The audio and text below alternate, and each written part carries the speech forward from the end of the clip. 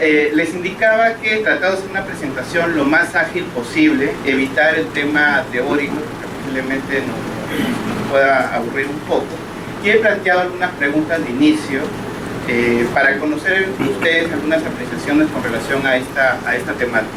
Por ejemplo, ¿qué entendemos por interpretación jurídica? Si realizamos usualmente, cotidianamente, interpretación jurídica, ¿de qué manera lo hacemos y qué pasos seguimos? Pues les comentaba que todos los días posiblemente en nuestro escritorio tenemos algún tipo de norma, algún tipo de proyecto, algún tipo de directiva, no sé, cualquier documento que requiere de algún modo asignar un sentido a ese documento. Tenemos que saber qué es lo que dice, qué quiere decir, entonces buscamos un significado a ese texto que tenemos delante de nosotros. De repente podemos, no sé, hacer una especie de un minuto, 2 minutos, algunas apreciaciones en relación con la interpretación. ¿Qué aspectos de la interpretación jurídica conocemos? ¿Qué pasos seguimos? ¿Utilizamos criterios? O posiblemente, disculpen la expresión, pero hacemos una interpretación a ojo de buen cubero. No, posiblemente esto significa lo de acá, o yo considero que esto es así, pero no hacemos no tenemos ningún tipo de metodología y tampoco utilizamos algunos criterios específicos para llegar a ese tipo de conclusión. Les comento, mientras se van animando para las intervenciones, a nosotros usualmente nos piden intervenciones en procesos judiciales o en procesos constitucionales en calidad de amicus curiae. Y yo siempre he dicho, a veces es muy fácil intervenir en procesos en calidad de amicus a través de la motivación.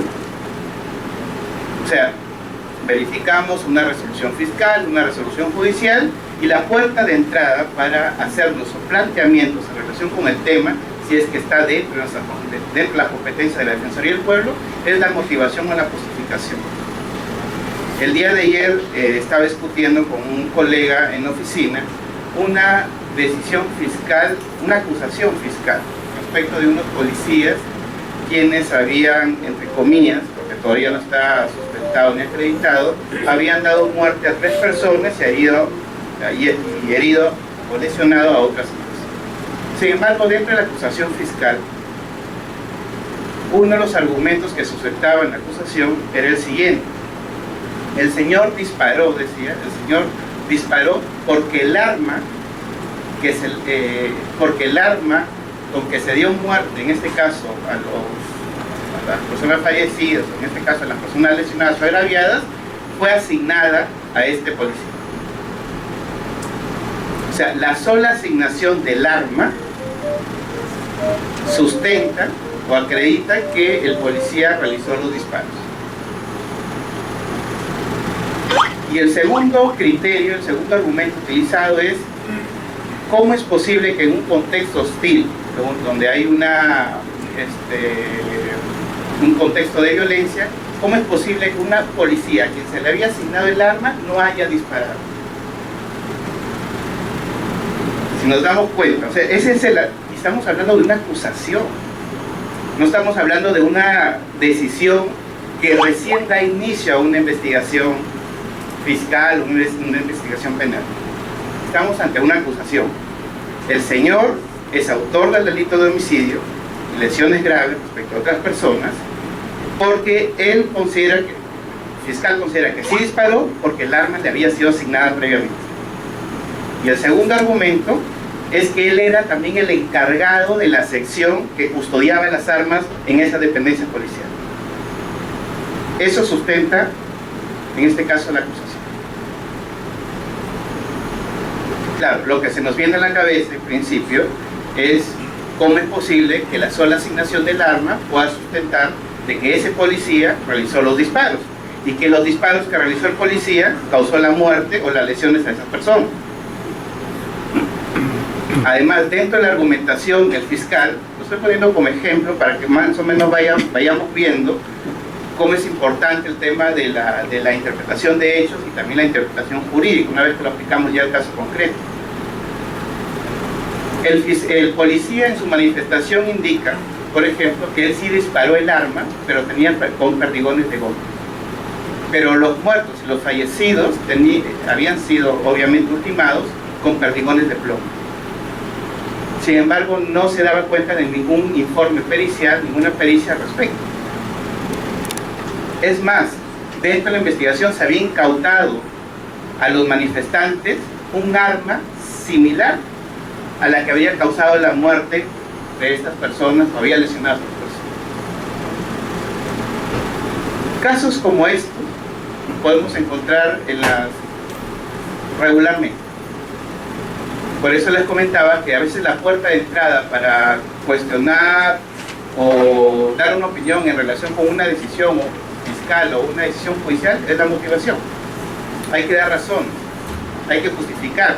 Y obviamente esas razones, esa justificación tiene que ser fuerte, tiene que ser sólida. Entonces no sé si con ese caso podemos de repente aventurarnos a indicar en su labor diaria si es que realizamos interpretación jurídica y especialmente de qué manera lo hacemos, qué pasos seguimos. Les piden, ¿sabes qué? ¿Qué opinión? No sé, pues un congresista le ha salido un tema de coyuntura, no sé, pues pena de muerte, si es el tema relacionado con violaciones de menores de edad, castración química, porque hay propuestas de esa naturaleza, y le dicen, ¿qué opinión puedo tener? Se supone que muchos de nosotros tenemos que hacer una opinión técnica, ¿no?, en relación con el tema. Por ejemplo, ahí, ¿qué pasos seguimos? ¿Algún procedimiento tenemos? O simplemente decimos, bueno, me parece mal, me parece bien. O sea, no sé qué pautas concretas podemos tener para delimitar o brindar una buena asesoría, en todo caso, al congresista que nos está pidiendo opinión respecto a ese tema. Yo, si no, alguien me comentó sobre el tema de los árbitros municipales, o que en todo caso los gobiernos regionales o las municipalidades piden ordenanzas regionales o ordenanzas municipales sin respetar las competencias nacionales. Sobre eso también, por ejemplo, no sé si les puedo ayudar, hay bastantes decisiones del Tribunal Constitucional y hay criterios claros. Y ahí se van no tanto por el tema de jerarquía, sino por el tema de competencia. El criterio que se utiliza con mayor fuerza, ahí es el de competencia, no tanto de jerarquía, porque si hablamos de jerarquía, tanto la ordenanza regional como la ordenanza municipal y la ley tienen la misma jerarquía, pero ahí el análisis más bien se centra en el tema de la competencia. En relación con lo que indicaba los demás participantes, es cierto, el tema de yo pienso, y lo voy a decir de esta manera, me van a disculpar la expresión, el tema de interpretación jurídica es como tomar leche de pequeños. Yo lo veo de esa manera. ¿Por qué lo digo de esta manera? Porque interpretación jurídica, integración jurídica, análisis de normas jurídicas, lo llevamos en un curso que se llama Introducción a las Ciencias Jurídicas o Introducción al Derecho. Y es uno de los temas de ese curso. Pero si se dan cuenta, son fundamentales para nuestro trabajo diario. Más adelante, cuando entremos a algunos casos concretos que les voy a plantear, nosotros hemos respondido, por ejemplo, una excepción de falta de legitimidad por obrar utilizando análisis de normas jurídicas, por ejemplo, ante el Tribunal Constitucional. Solamente utilizando análisis de normas jurídicas. O sea, leyendo adecuadamente el texto normativo y especificando cuáles son los supuestos normativos de ese texto. O sea, cuando se planteó una excepción de falta de legitimidad para obrar, por ejemplo, el defensor, en atención a que era encargado y no podía plantear demandas de inconstitucionalidad, esa es un poco la propuesta de una de las procuradurías. Nosotros contestamos esa excepción haciendo simplemente un análisis de norma jurídica. Tenía que ver específicamente con temas constitucionales, no, nos remontamos al curso de introducción a la ciencia jurídica. Y como ese caso, que después lo vamos a detallar, porque me parece que es un buen ejemplo para explicarlo, hay otros más. No sé si ustedes recordarán, solamente voy a lanzar el tema, cuando se discutió o se mediatizó lo relacionado con el arresto ciudadano. Escucharon ustedes muchos comentarios de alcaldes que decían que los serenos podrían hacer arrestos ciudadanos, ¿no? Lo estoy poniendo como ejemplo, no estoy dando mi opinión todavía al respecto. ¿Y cuál es el argumento que se utilizaba? Pero si lo puede hacer cualquier ciudadano, con mayor razón lo puede hacer el sereno, que es justamente el encargado de vigilar, en este caso, las calles de mi localidad. Ese fue el argumento, con mayor razón. Y el argumento con mayor razón es un argumento técnicamente de integración jurídica en caso de lagunas, cuando no existe norma. Después vamos a discutir si ese argumento es válido para extraer en este caso una competencia para el personal de Serenazgo y a su vez utilice el arresto ciudadano.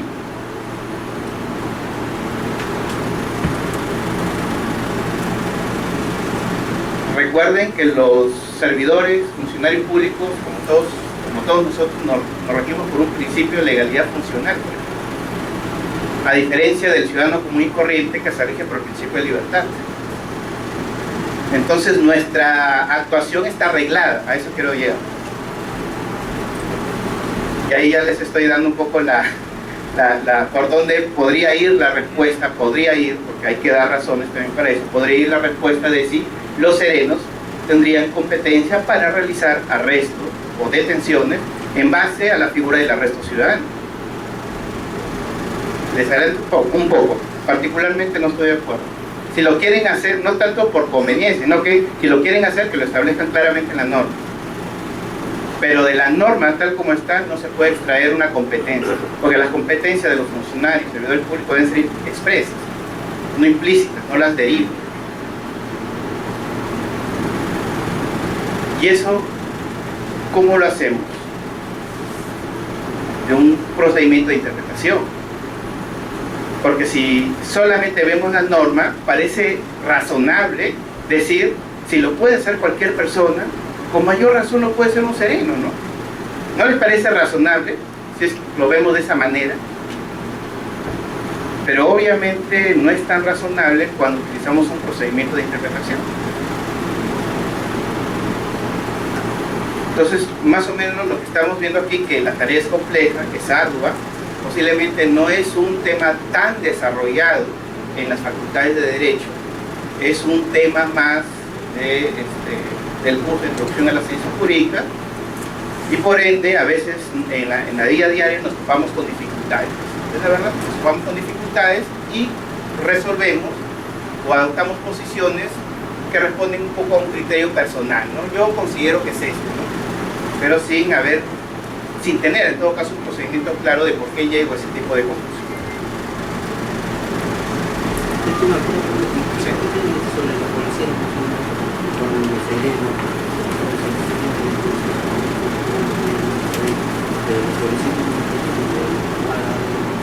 Sí, bueno, más bien le voy a agradecer que más, eso es otro buen ejemplo también para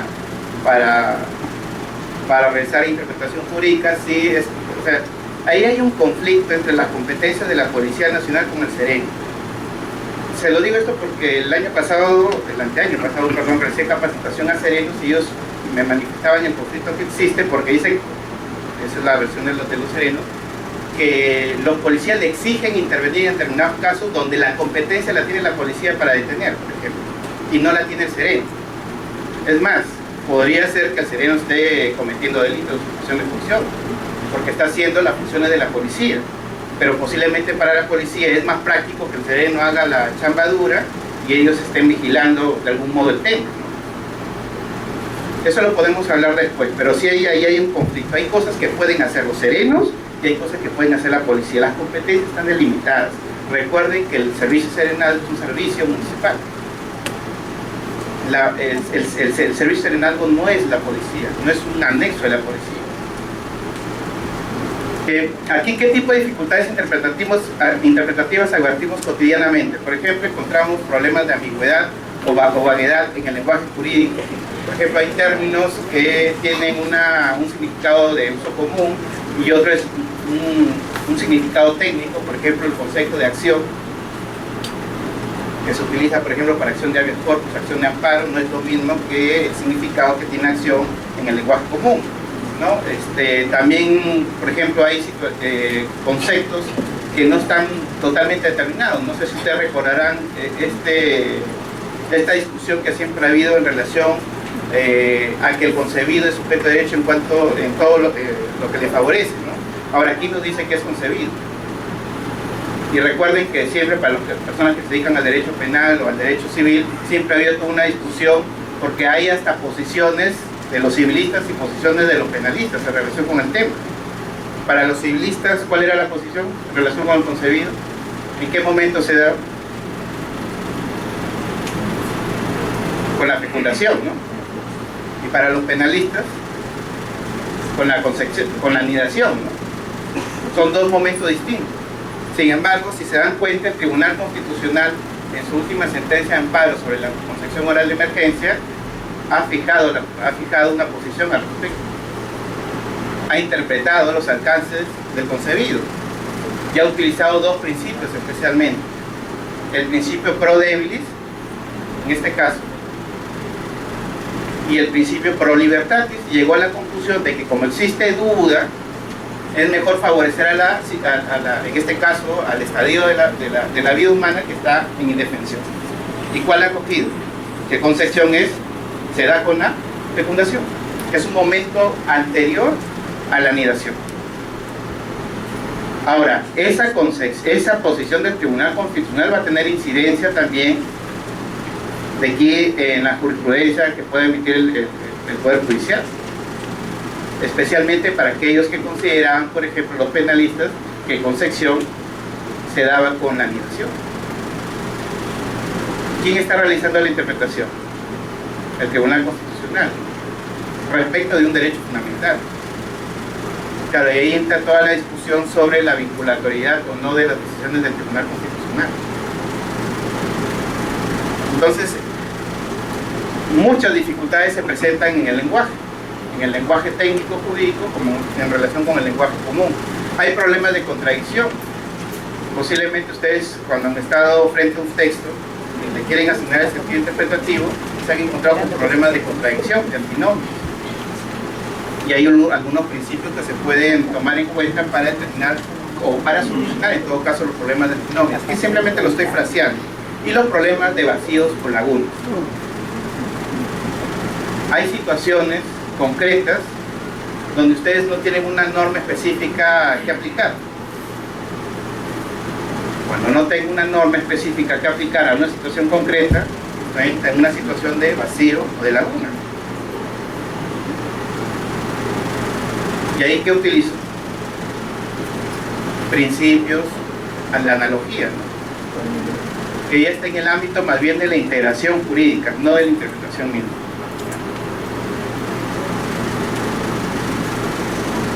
Algunas ideas iniciales en relación con la interpretación. Toda norma, como indicaba uno de los participantes, toda norma tiene que ser interpretada en la medida que debe ser aplicada en un contexto determinado.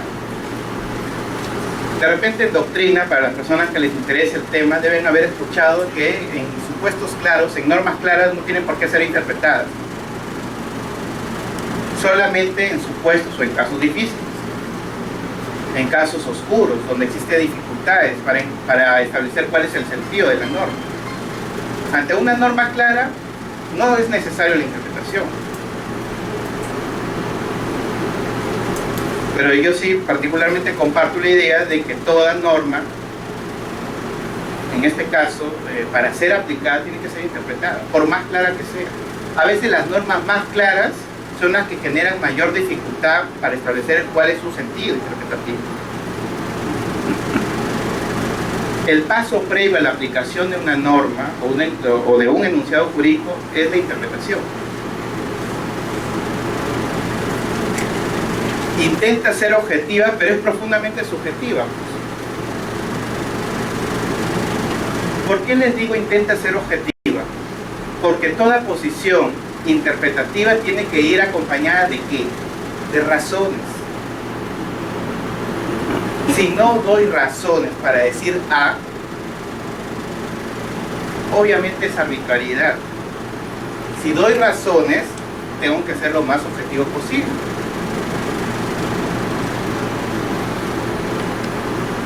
Pero finalmente es la posición de alguien o no, o del intérprete o no. Finalmente sigue siendo la posición del intérprete, pero la hacemos más sólida o menos sólida en función de qué, de las razones que estamos dando. Y eso no solamente es propio de la interpretación jurídica. Cualquier decisión que tomemos tiene que ir acompañada de razones o de justificación.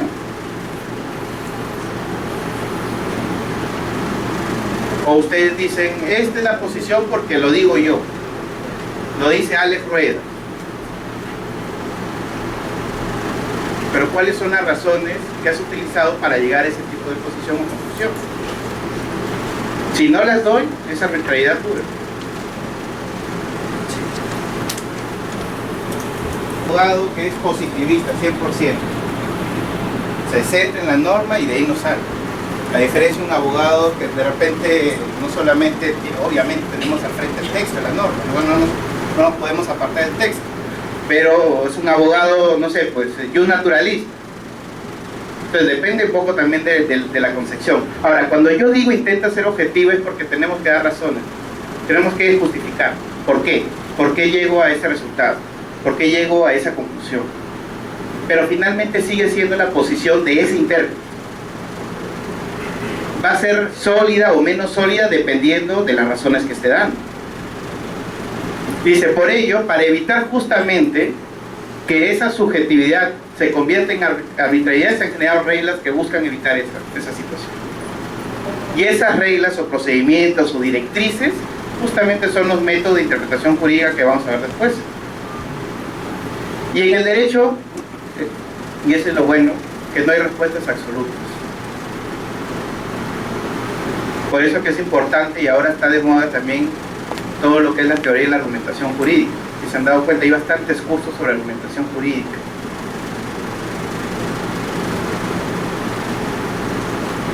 No es que lo diga Alex Rueda, no. ¿Por qué Alex Rueda dice eso? ¿Cuáles son las razones que preceden a esa conclusión a la que está arribando Alex Rueda?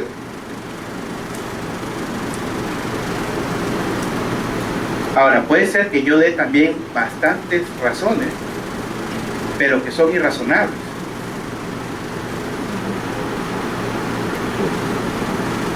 ¿No han visto sentencias que tienen 50 páginas, 60 páginas, 100 páginas?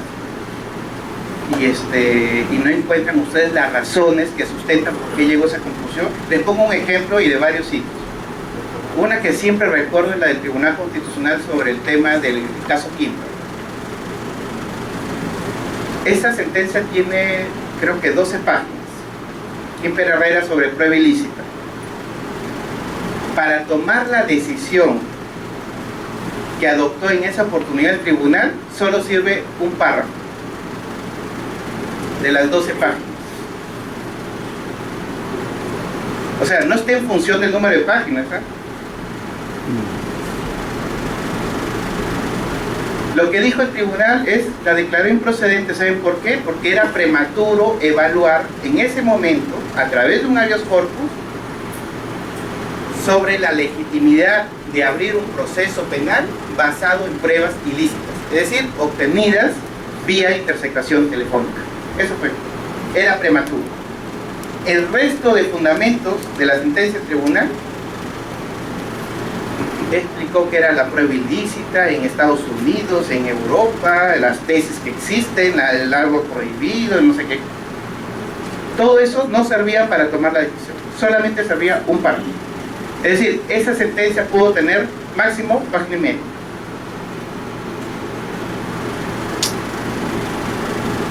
Y no sé si recordarán ya estos, si acaso las críticas que hago son a título personal, me gusta revisar jurisprudencia, es la sentencia del caso Malson, la parada.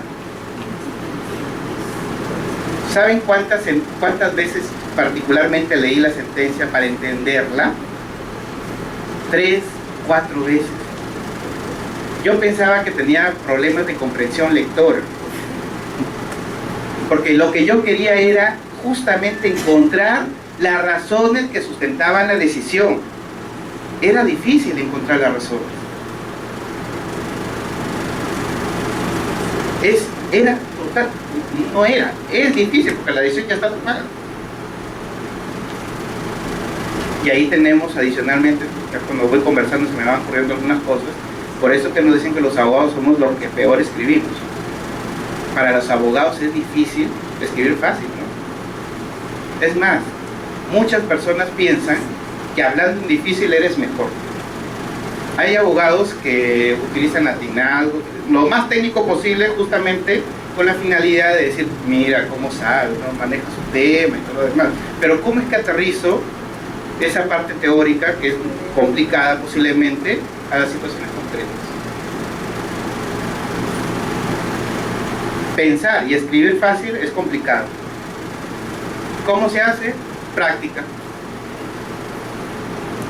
Práctica. Recuerdo una anécdota de un amigo que en un escrito puso Reformatium Peius, ¿ya? Y eso lo había advertido su patrocinado. Solicita y le dan la razón. Y en otro escrito, posteriormente, obvio, que iba a presentar el mismo abogado a ese mismo patrocinado, le dijo, doctor, ponga esa palabrita, porque él pensaba que con esa palabrita era la razón por la cual el juez le había dado la razón anteriormente.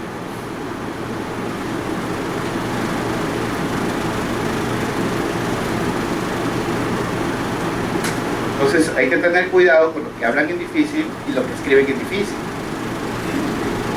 Esa es una opinión personal, pero creo que ya tantas veces le he visto que yo pienso que más o menos va en la línea correcta. Entonces, en el derecho no hay respuestas absolutas. Y yo he puesto ahí prueba de rigor o test de racionalidad. Prueba de rigor, porque yo tengo que evaluar esas razones. Esas razones son objetivas, son suficientes. No sé, para las personas que de repente vean algo de derecho penal. ¿Cuándo absuelve una persona, por ejemplo? Cuando no tengo pruebas, las pruebas son insuficientes o hayan dudas entre las pruebas de cargo y descargo. ¿No? Son los supuestos para la absolución. En cristiano es eso.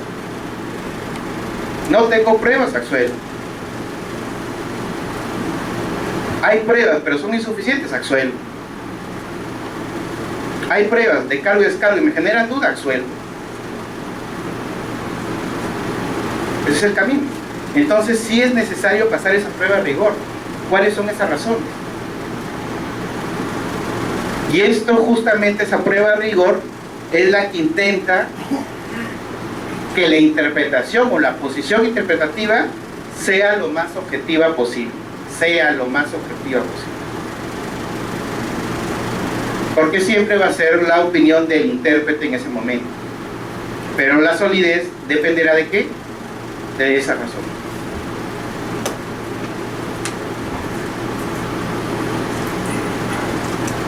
Y aquí un tema también de práctica, y que tiene que ver con el ¿qué paso seguimos? Que es la pregunta más o menos inicial. ¿Qué procedimiento utilizamos? Y es por eso que les dije, cuando tenemos un texto normativo o un tema específico que nos pide posición, ¿qué es lo que hacemos? Hay situaciones que las hacemos rápido, hay otras cosas que nos demandan un poco más de tiempo porque no tenemos la información completa, en fin.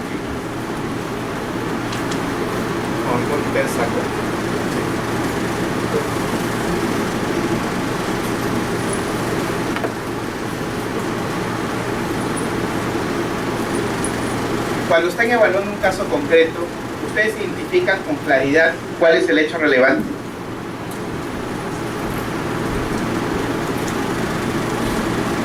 ¿Recuerdan el ejemplo que les puse de la acusación fiscal? Está claro, está correctamente identificado el hecho o los hechos relevantes en el caso para entrar después a la calificación jurídica. Cuando se los comenté era un problema de hechos, ¿sabes? Ni siquiera hemos entrado a evaluar si desde el punto de vista jurídico penal se ha cometido el delito de homicidio, no, si hay imputación, no hemos entrado a ese tema. Simplemente es un tema, un aspecto relacionado con la delimitación de hechos. Identificamos con claridad cuál es el hecho relevante. Los hechos también se interpretan.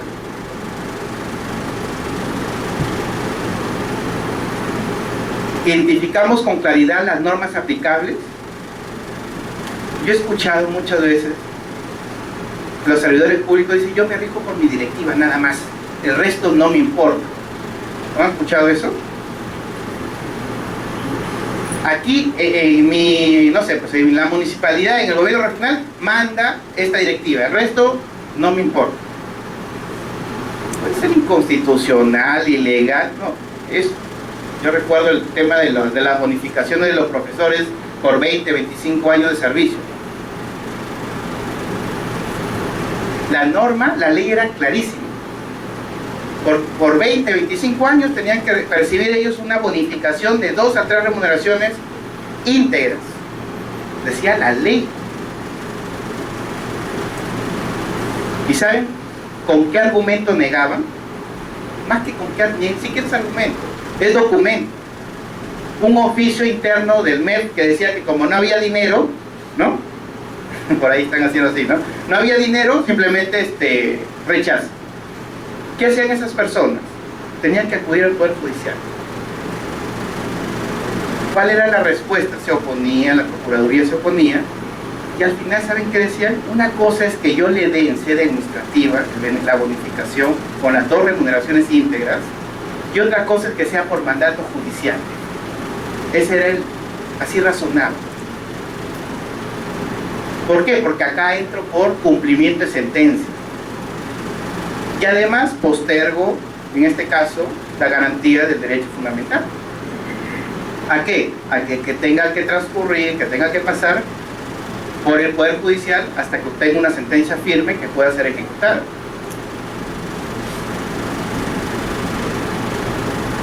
Más o menos esas son algunas ideas que muchos servidores o funcionarios públicos tenemos todavía. Entonces, cuando uno identifica con claridad el hecho relevante, el segundo paso es identificar la norma o normas aplicables.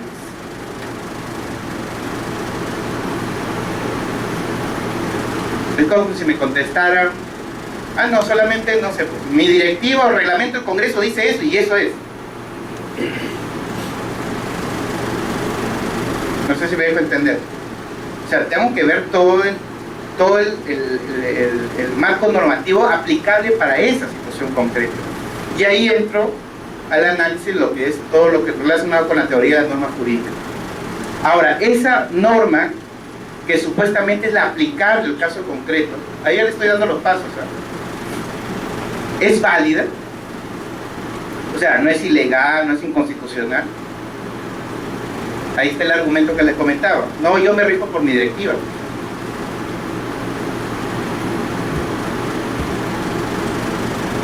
Recuerdo que la semana pasada fui a un cine llevando a mi hijo. Mi hijo tiene 2 años y medio. Y mi esposa se pone en la cola de trato preferente. Lo estaban cargando.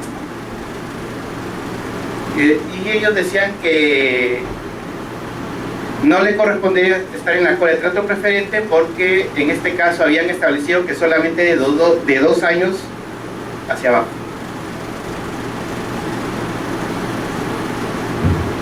Explicarle, no me interesa la ley, acá manda mi directiva. Es más, llaman al supervisor, a todo el mundo.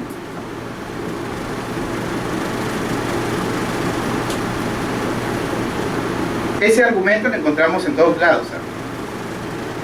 Ahora, la validez, ahí lo que utilizamos es el sistema de fuentes del derecho.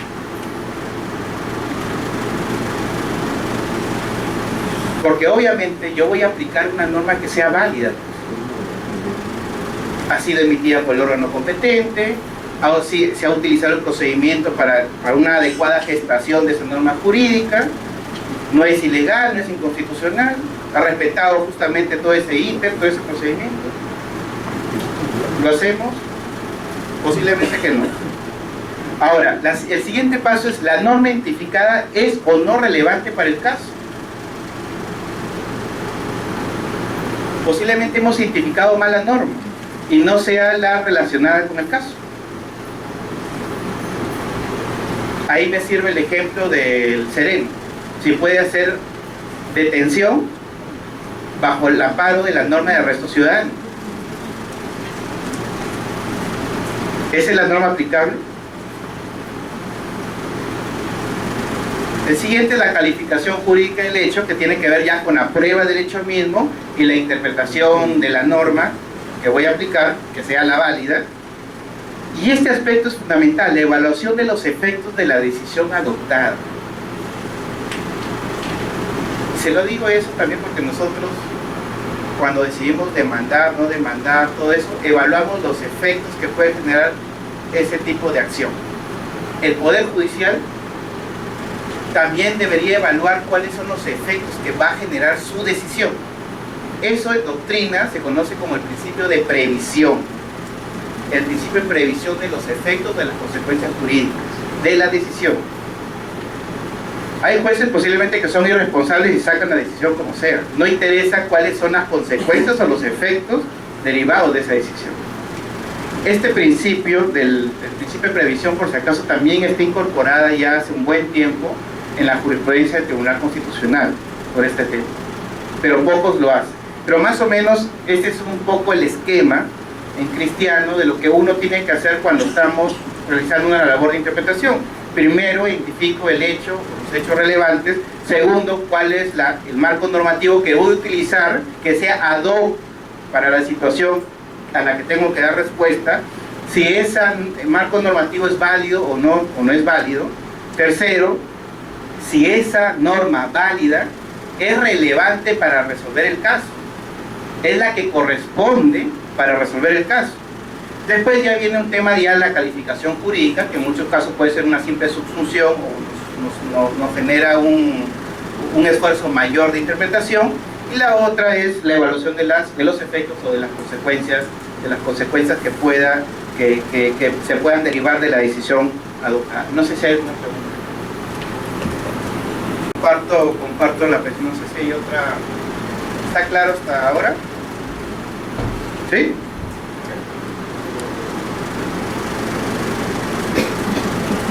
Ahora me he planteado otra pregunta, se las hago a ustedes. ¿En qué consiste la interpretación jurídica? Y ahí al comienzo, cuando daba algunas ideas, una primera aproximación es que depende de la concepción del intérprete. Hay muchos abogados que de repente nos basamos simplemente en la literalidad de la norma y de ahí no salimos. Es más, buscamos la exposición de motivos para encontrar la intención del legislador, y sobre la base de la intención del legislador es que establecemos cuál es el sentido, qué es lo que quiere decir la norma. Hay otros posiblemente que tenemos una posición un poco más abierta y incorporamos otros elementos para fortalecer en todo caso la posición, porque puede ser que se ratifique esa primera aproximación. Entonces ahí hay algunas concepciones, algunas tesis, algunas teorías. Una es la objetivista o cognitiva, y consiste en verificar el significado objetivo del texto legal o la intención subjetiva de sus autores. Este es el modelo del juez autómata. En doctrina lo va a encontrar de esa manera: modelo del juez autómata, aplicador del derecho, ¿no? En la medida que lo que hace es aplicar solamente lo que dice la ley, lo que trata también es de buscar cuál ha sido la intención del legislador. El juez simplemente es un simple aplicador de la norma. Y obviamente en la medida que lo que tiene que hacer es buscar la intención del legislador, lo exonera de la carga de justificar, de la prueba de rigor. Recuerda que hablábamos de la prueba de rigor. Lo exonera de la prueba de rigor, porque simplemente lo que tiene que hacer, ¿qué cosa es? Identificar cuál es la voluntad o la intención que tuvo el legislador. Entonces aquí el concepto de interpretación obviamente es restringido. ¿Por qué? Porque solamente es necesaria la interpretación en casos difíciles. En los casos fáciles, dicen ellos, no. Cuando sea oscuro, discutible. En la claridad no hay necesidad de interpretar. Si la norma es clara, no hay necesidad de interpretar. Y se recurre a métodos de interpretación que están orientados a la voluntad del legislador, a obtener cuál es la voluntad del legislador: el literal, el lógico y el sistemático. Si se dan cuenta, se cierra todo el panorama del ordenamiento jurídico: la literalidad de la norma, el lógico, que tiene que ver con la razón de ser de la norma, la ratio legis, y el tercero, que es el sistemático. Esos son los métodos que se utilizan. Después lo vamos a explicar esto. Simplemente estoy diciendo cuáles son los métodos que son utilizados por un intérprete que se acoge a la teoría objetivista cognitiva, donde lo que busca es parte de la literalidad de la norma y lo que busca es obtener la intención del legislador. El juez simplemente aplica la norma y no hay necesidad de justificar la decisión. Esa prueba de rigor no está prevista para este tipo de tesis. La otra tesis es la subjetivista o escéptica. Consiste en adjudicar un significado al texto legal influido por actitudes valorativas del intérprete y de intereses que rodean el caso. Acá ya estamos ante una concepción más abierta, ya no es el juez aplicador del derecho simplemente, sino el juez creador. En doctrina lo encuentran así, el juez creador del derecho, que ahora está de moda el tema del juez creador del derecho, y eso depende del caso concreto, porque dice que adapta la norma al caso concreto y ahí está haciendo una actividad de creación. Lo que hace el intérprete es escoger el significado más adecuado entre todos los posibles. Obviamente no se aparta tampoco de la literalidad o el texto de la norma, y comparte la idea de que una vez promulgada la ley adquiere vida propia. No sé si alguien de ustedes que les guste de repente este tema de interpretación han leído este trabajo del doctor Fernández Trasinier, La muerte del legislador. Se las recomiendo. Así se llama. La muerte del legislador la va a encontrar en un libro que se llama Pensando insolentemente. El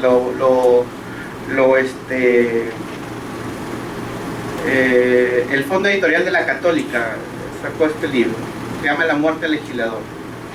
Y ahí justamente él plantea de que una vez que la norma es expedida, es promulgada, entra en vigencia, adquiere vida propia y de algún modo se desprende de lo que quiso decir el legislador y tiene que ser interpretada, en este caso, a la luz de su literalidad hacia adelante. Entonces ahí podemos, después lo vamos a detallar, ya no simplemente quiero plantear aquí la posición. Entonces comparte la idea de que una vez promulgada la ley adquiere vida propia, y a diferencia de la tesis anterior objetiva, aparte del método literal, lógico y sistemático, le agrega el histórico y el sociológico. Esa es la diferencia en relación con la primera. Y tenemos una tesis intermedia. Obviamente dirán, tiene de los dos, ¿no? Sí, tiene de los dos. Consiste en atribuir un significado al texto legal racionalmente. Es una actividad de conocimiento, qué es lo que dice la norma, qué quiere decir la norma, y en determinados casos, que son medio dificultosos, tiene sentido, dice, referirse a la interpretación como descubrimiento o averiguación. Hay una actividad discrecional. Entonces, tienen elementos de las dos teorías comentadas anteriormente, ¿no? Por un lado hay un acto de conocimiento, una actividad de conocimiento para saber qué dice la norma y qué quiere decir la norma, pero también en determinadas circunstancias es posible realizar una labor interpretativa donde bastante discrecional por parte del intérprete. Reconoce, como les dije, el carácter discrecional de la interpretación, incorpora el debate, y eso es importante, el debate sobre la facilidad o dificultad de la aplicación de la norma a un caso concreto. ¿No han visto ustedes estas teorías actuales que hablan de los casos difíciles y los casos fáciles?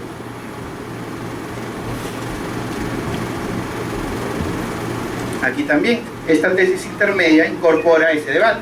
Hay casos fáciles, donde la tarea de interpretación es más rápida, y hay casos difíciles donde sí nos requieren a nosotros, a quienes realizamos la labor de interpretación, un esfuerzo mayor. Aquí la interpretación y la aplicación va de la mano, no hay una interpretación en abstracto. Y creo que nadie de nosotros, por falta de tiempo, obviamente, realiza interpretaciones en abstracto. Normalmente es teniendo un caso concreto, por necesidad de servicio, entre comillas, ¿no? O sea, tengo un caso concreto y busco las normas que corresponden al caso concreto. Pero nadie se pone a evaluar las normas en abstracto, a interpretarlas en abstracto. Entonces, esta tesis intermedia, de algún modo, junta la interpretación con la aplicación.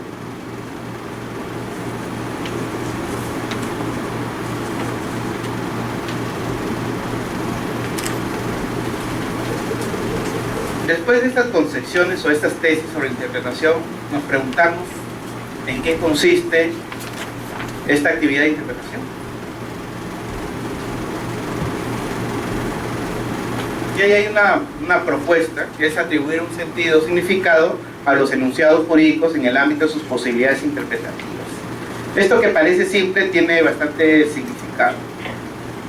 Nosotros no solamente interpretamos normas, directivas, reglamentos, o sea, es variado los enunciados jurídicos. Los textos jurídicos son diversos.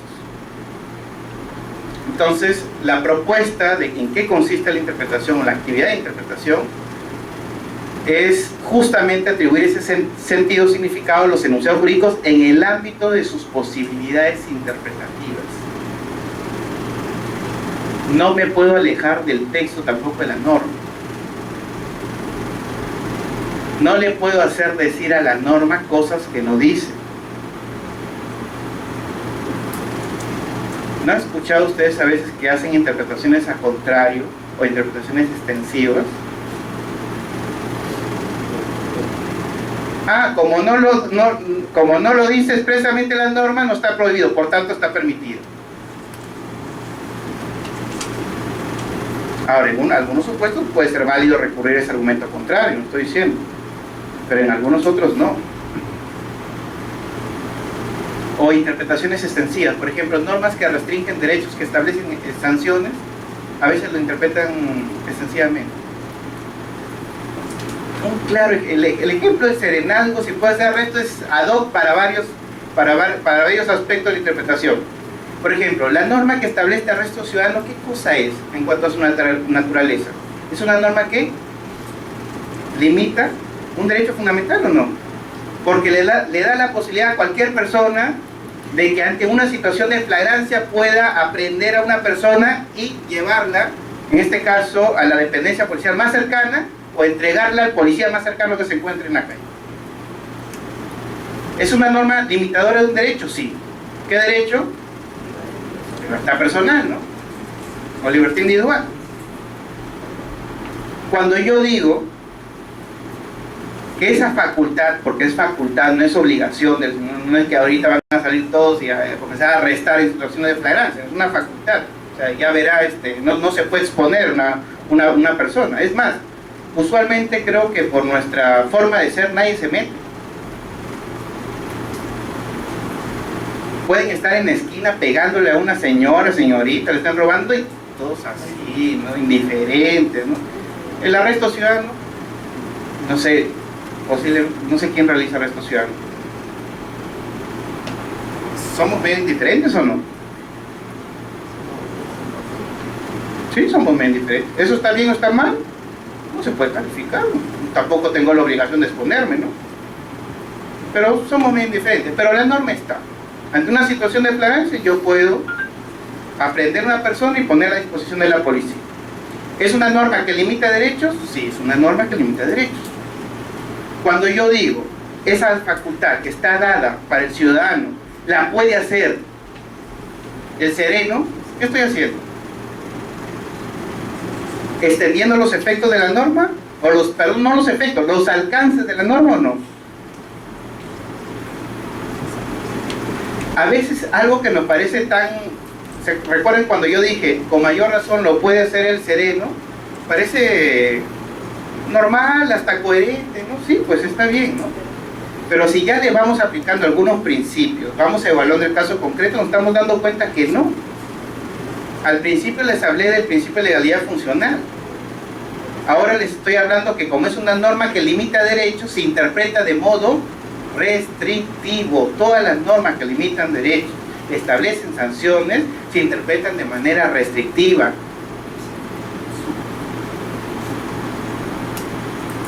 Es un principio, no es de ahorita, eso ya existe hace tiempo. Al decirle, ya, también lo pueden hacer, estoy extendiendo los alcances de la norma. Por eso es importante, cuando dice es atribuir el sentido significado a los enunciados jurídicos en el ámbito de sus posibilidades interpretativas. En el ámbito de sus posibilidades interpretativas.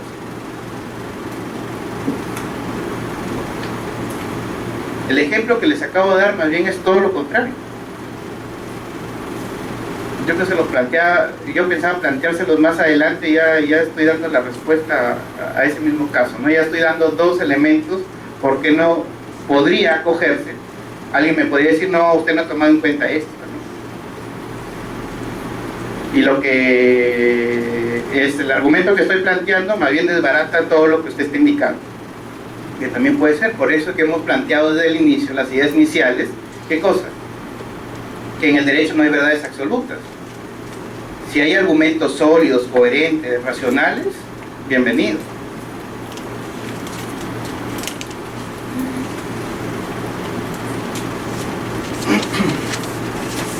¿En qué consisten los métodos de interpretación?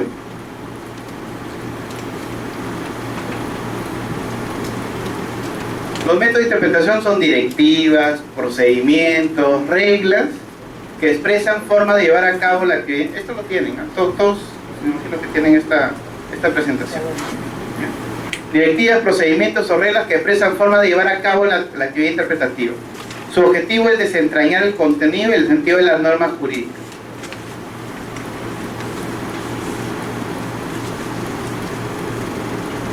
Y ahorita que veo este tema del objetivo de desentrañar el contenido y el sentido de las normas, estuve revisando un texto de Ricardo Guastini, donde indica que el objeto de la interpretación no es la norma, dice, sino es el texto normativo, y más bien la norma es el resultado de la interpretación, que me parece razonable. Y eso tiene que ver con ¿qué cosa? Con el análisis de normas jurídicas. Cuando nosotros nos dicen esta determinada circunstancia tiene respuesta jurídica, podemos contestar sí. Y cuando decimos sí, simplemente leemos la norma, el texto, perdón, el artículo. ¿Alguien ha hecho el esfuerzo alguna vez de establecer cuántas normas jurídicas hay en ese texto legislativo? No estoy hablando de todas las normas, estoy hablando del artículo.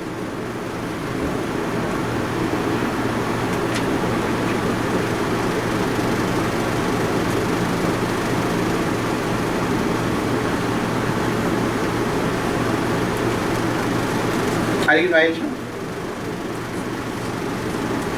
En un artículo específico, en un texto normativo, en un enunciado normativo, pueden haber varias normas.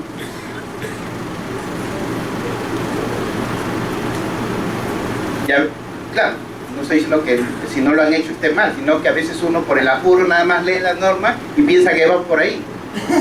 Pero si uno la lee con cuidado, hay varios tipos de... Además, a veces le cambiamos el sentido.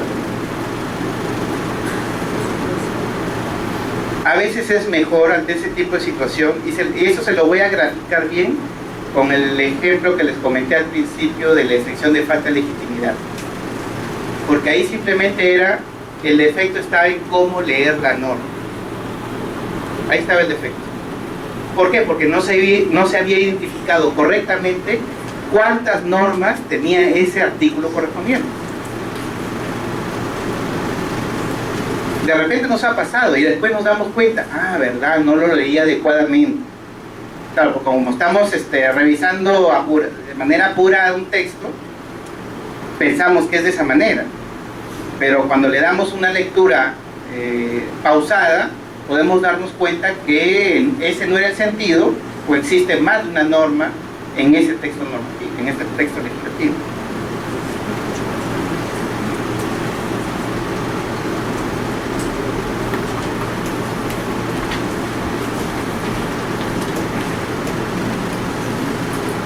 ¿Preguntas?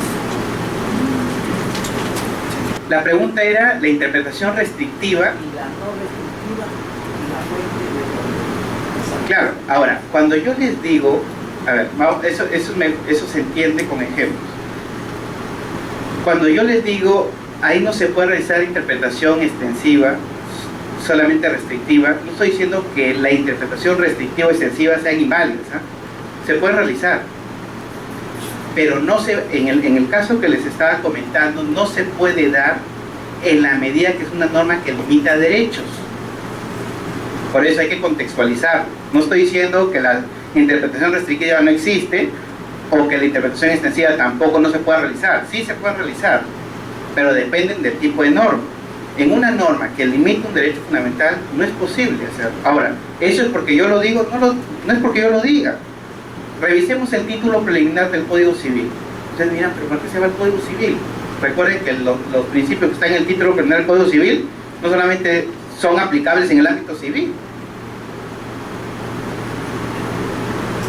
Y creo que es el segundo, el tercero, si no me equivoco, no sé si alguien tiene un Código Civil, dice expresamente que las normas que limitan derechos o que establecen excepciones, algo así, se interpretan de manera restrictivas y no procede, ¿qué cosa? La analogía.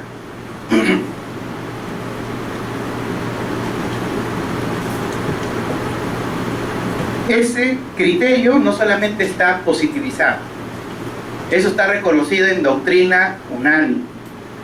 Además, está incorporada en la jurisprudencia tanto del Tribunal Constitucional como del Poder Judicial.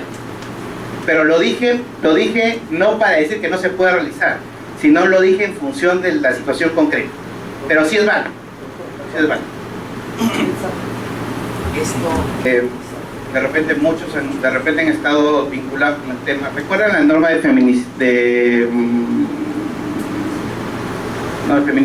parricidio?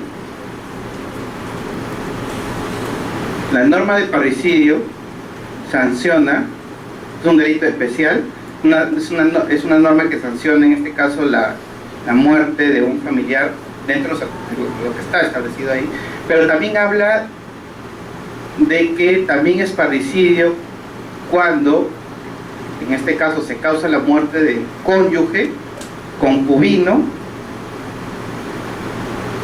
u otro, algo de relación similar o semejante, dice la norma, como que deja abierta.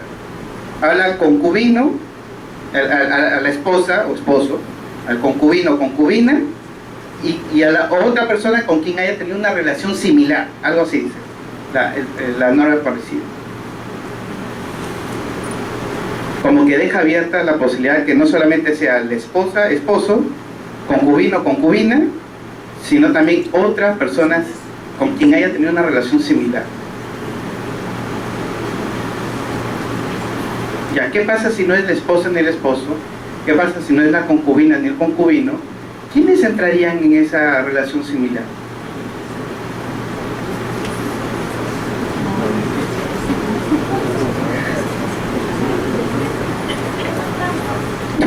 Las trampas, dice las trampas, ¿no? O sea, ¿quién entra ahí?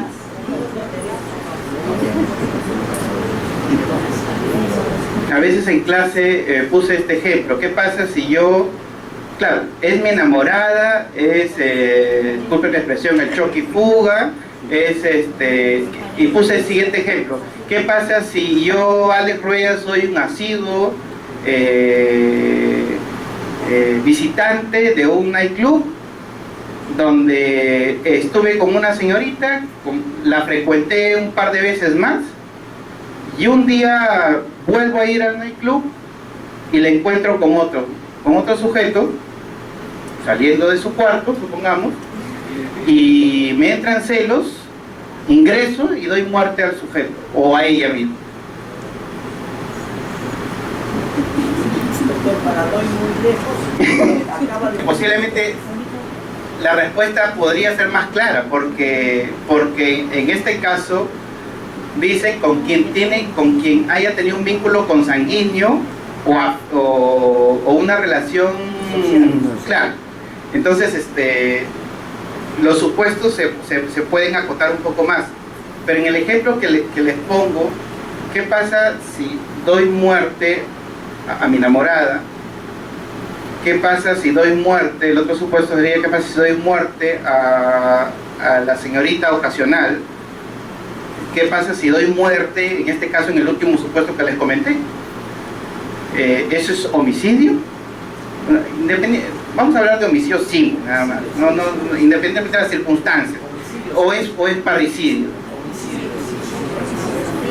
Pero, claro, yo para polemizar yo diría, pero eso no entraría dentro de supuesto que dice y con otra persona con quien haya tenido una relación similar?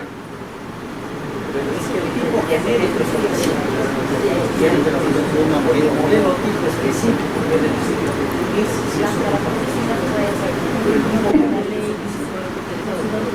Si se dan cuenta, las normas parecen claras, pero en el camino nos damos cuenta que nos pueden generar este tipo de situaciones.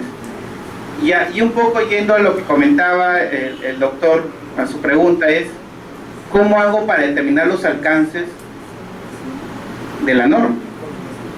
¿A qué se refieren con una situación similar?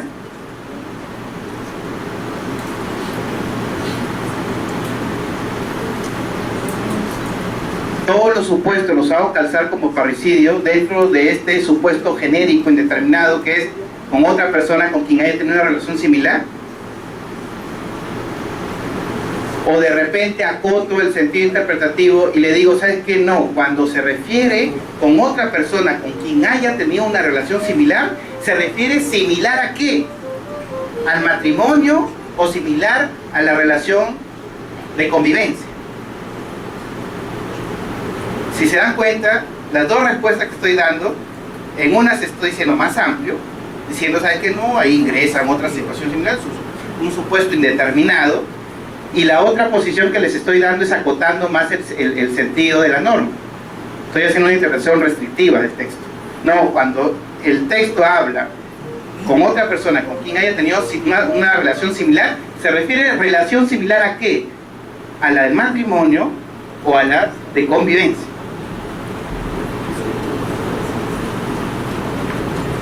Me estoy poniendo en los dos frentes.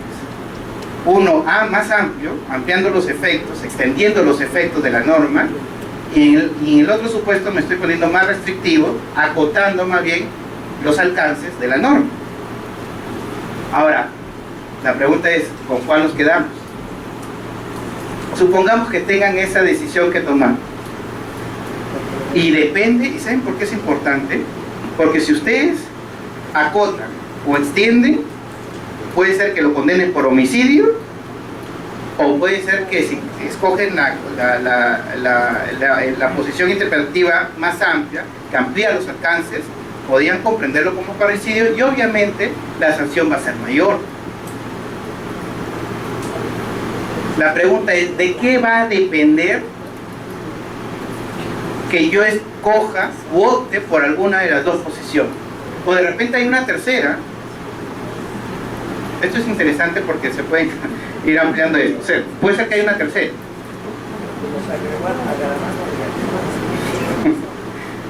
Y eso que no le estamos agregando los agravantes y los atenuantes.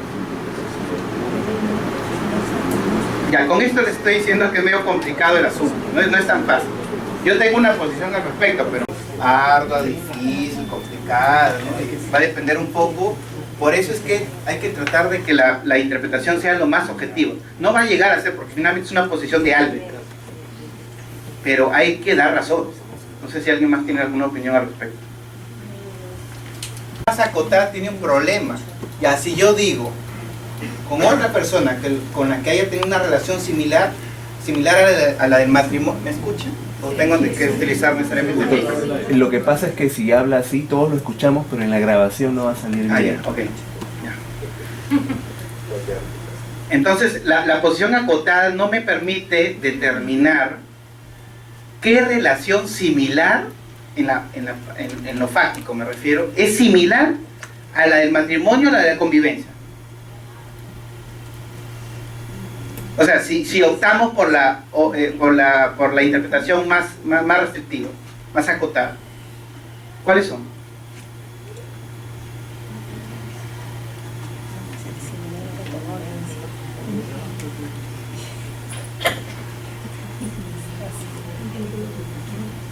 Complejo, ¿no?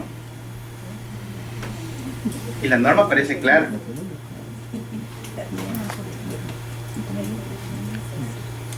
Oh, sí.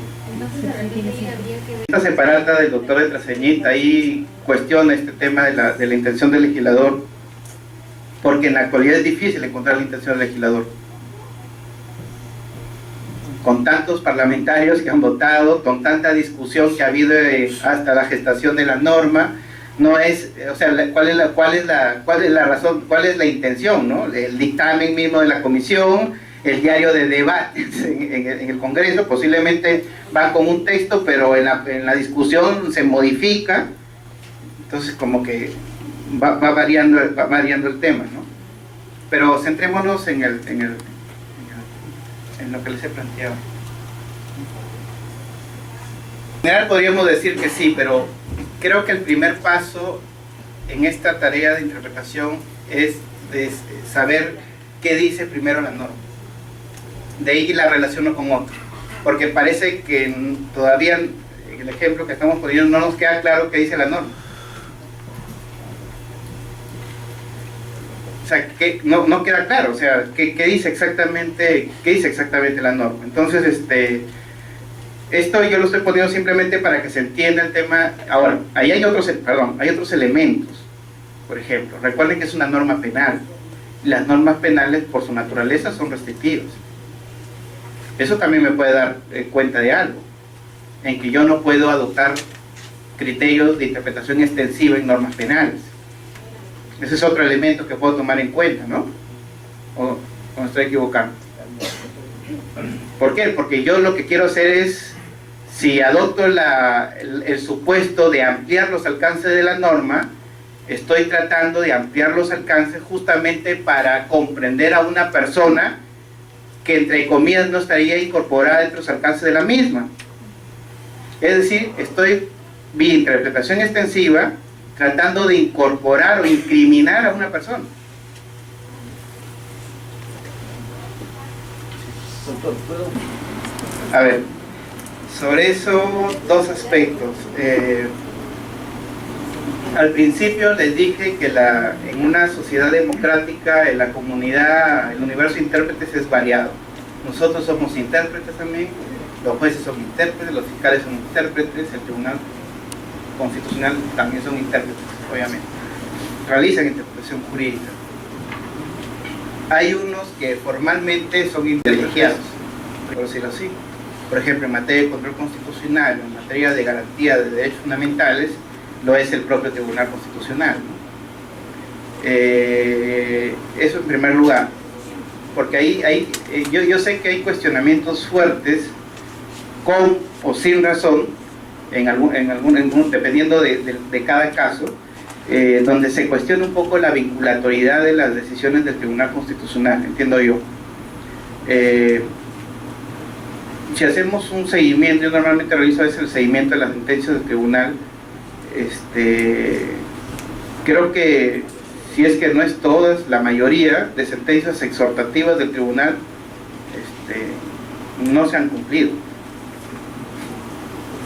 Donde dice pues modifique, se exhorta al Congreso a realizar, no se han cumplido, la mayoría no se han cumplido.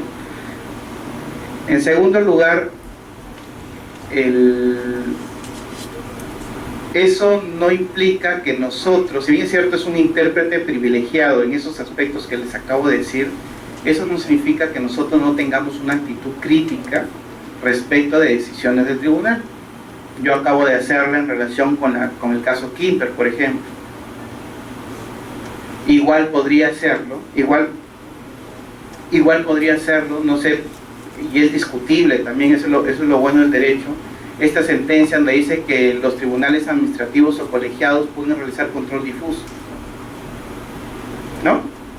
No sé si alguien leyó ahí, ya incluso es consolidada ya la jurisprudencia de que los tribunales administrativos o colegiados pueden realizar control difuso. Si me preguntan a mí, yo particularmente estoy en desacuerdo. Esa es mi opinión. Yo tengo mis razones, pero hay esa línea. Y lo que usted manifiesta también es un criterio que está relacionado con el procedimiento de ratificación judicial a cargo del Consejo Nacional de la Magistratura, donde anteriormente, o en todo caso el CNM interpretaba como que la no ratificación era considerada como una sanción. Entonces, en determinado momento, el tribunal, interpretando la Constitución, porque es un artículo de la Constitución, señaló que la no ratificación no implicaba una sanción. y hizo un símil en relación con las sanciones de tipo disciplinario y todo eso. Simplemente era quitarle la confianza y cuando interpretó los alcances de ese artículo de la Constitución, dijo que sí no estaban imposibilitados de postular nuevamente. O sea, el reingreso se refiere a la posibilidad nuevamente de postular como cualquier abogado. Ese es el criterio del tribunal en relación con este tema, ¿no? Ahora, ¿podemos estar de acuerdo o no estar de acuerdo? Sí, pues hay decisiones que generan un mayor grado de crítica, sí, es posible, ¿no? Pero ese es el criterio. Interpretó los alcances de un artículo de la Constitución teniendo en cuenta la naturaleza de la no ratificación, indicó que no era una sanción disciplinaria, por ende los magistrados, jueces o fiscales que no habían sido ratificados tenían la posibilidad de reingresar al Poder Judicial o al Ministerio Público, obviamente mediante otro concurso. Ese es en concreto el criterio. Ahora, particularmente sí estoy de acuerdo con el criterio, ¿ya? Podemos discutir de repente el razonamiento que ha tenido el Tribunal Constitucional en ese tema.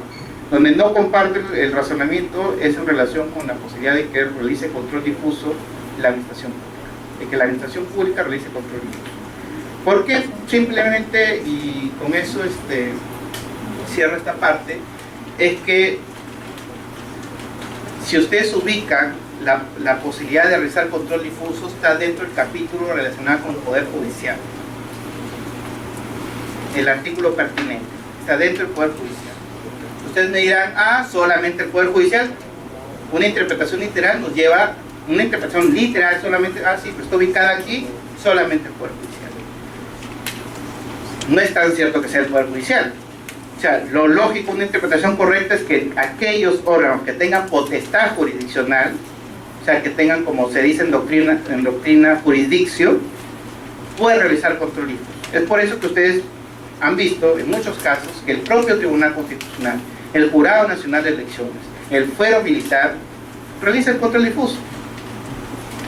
¿Por qué? Porque son jurisdicciones reconocidas por el propio texto de la Constitución.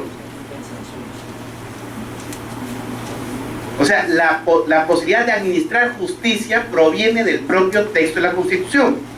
Por ende, sí es razonable de que pueda realizar control difuso no solo el Poder Judicial, que tiene que está bajo el principio de unidad y exclusividad de la potestad jurisdiccional, sino también las otras jurisdicciones reconocidas por la Constitución, porque materialmente realizan una labor de administración de justicia, imparten justicia. Teniendo en cuenta este contexto, ¿cómo es que habilito a la administración pública a realizar control difuso?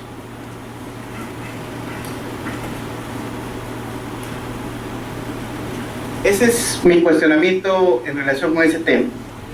¿Cómo es que establezco que la administración pública, en este caso los tribunales administrativos o colegiados, tienen potestad para realizar control difuso? ¿Tienen jurisdicción? ¿Tienen la potestad para impartir justicia? Recuerden que las decisiones de la administración pública pueden ser cuestionadas en sede judicial.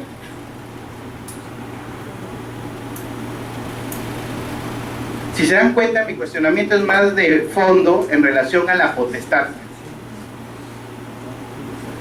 Y creo que ahí hay un argumento fuerte que no es posible superar para llegar a una conclusión válida de que la administración pública pueda realizar control difuso.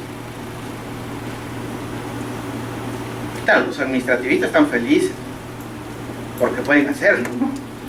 Tribunal fiscal, servir, todo, ya ahora los colegiados de COPI realizan control difuso. ¿Ya? No sé si nos queda tiempo para... Sí, ya no nos queda tiempo. Seguimos los métodos para la siguiente. Muchas gracias por su atención.